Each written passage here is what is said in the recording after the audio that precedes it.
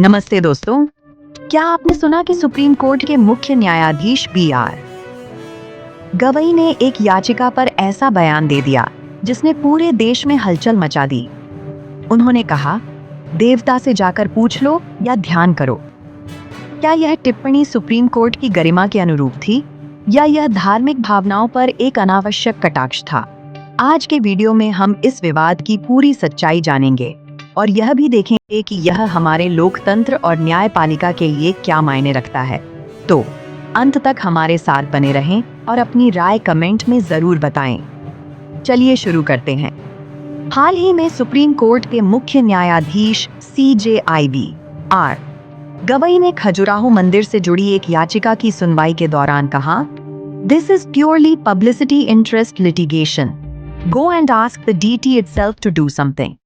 If you say you are a strong devotee of Lord Vishnu, then you pray and do some meditation. ये टिप्पणी केवल एक याचिका तक सीमित नहीं रही, बल्कि न्यायपालिका की निष्पक्षता और जिम्मेदारी पर बड़ा सवाल खड़ा कर गई, क्योंकि CJI का बयान Go and ask the deity itself to do something कानूनी आधार पर केंद्रित होने के बजाय स्पष्ट रूप से व्यक्तिगत टिप्पणी है, जो अनावश्यक था। यह न केवल न्यायिक प्रक्रिया की गरिमा को कम करता है, बल्कि जनता के बीच गलत संदेश भी भेजता है, क्योंकि इसमें संवैधानिक आधार की कमी है।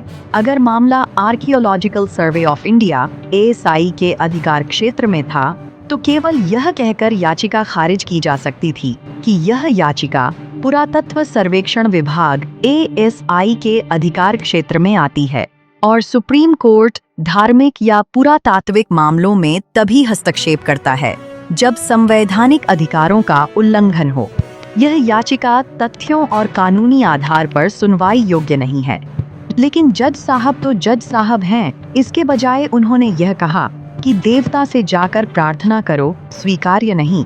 CJI जैसे पद से अपेक्षा की जाती है कि उनके हर शब्द संविधान की मर्यादा में हो, क्योंकि वही संविधान की अंतिम व्याख्या करने का अधिकार रखते हैं। CJI को अपनी टिप्पणी को तथ्यों और कानूनी तर्कों तक सीमित रखना चाहिए था, क्योंकि सुप्रीम कोर्ट न केवल कानून की व्याख्या करता है, बल्कि समाज के लिए नैतिक और संवैधानिक मार्गदर्शन भी प्रदान करता है। इस तरह की टिप्पणी एक गलत नजीर स्थापित करती है। अगर आज इसे हल्के में लिया गया, तो भविष्य यह टिप्पणी बहुत बड़ी समस्या खड़ी करेगी। जो लोग इस टिप्पणी का समर्थन कर रहे हैं, वे शायद यह नहीं सोच पा रहे कि अगर आज इसे सामान्य मान लिया गया, तो कल कोई दूसरा जज भी किसी के फेथ पर वैसी ही टिप्पणी कर सकता है। आज निशाना किसी एक आस्था पर है, कल वही बात किसी और धर्म पर हो सकती है।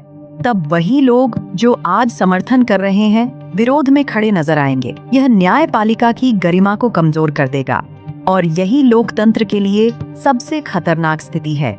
CJI को अपने शब्दों को वापस लेना चाहिए और तुरंत एक आधिकारिक स्पष्टीकरण जारी करना चाहिए, क्योंकि आधिकारिक स्पष्टीकरण जारी करना यह संदेश देगा कि सुप्रीम कोर्ट जनता की भावनाओं का सम्मान करता है और अपनी गलतियों को स्वीकार करने में संकोच नहीं करता। और ऐसा न करके आप भविष्य में अन्य जजेस के लिए इस तरह की अप्रासंगिक शब्दावली का उपयोग करने और आपकी टिप्पणी का हवाला देकर बच निकलने का रास्ता खोल रहे हैं।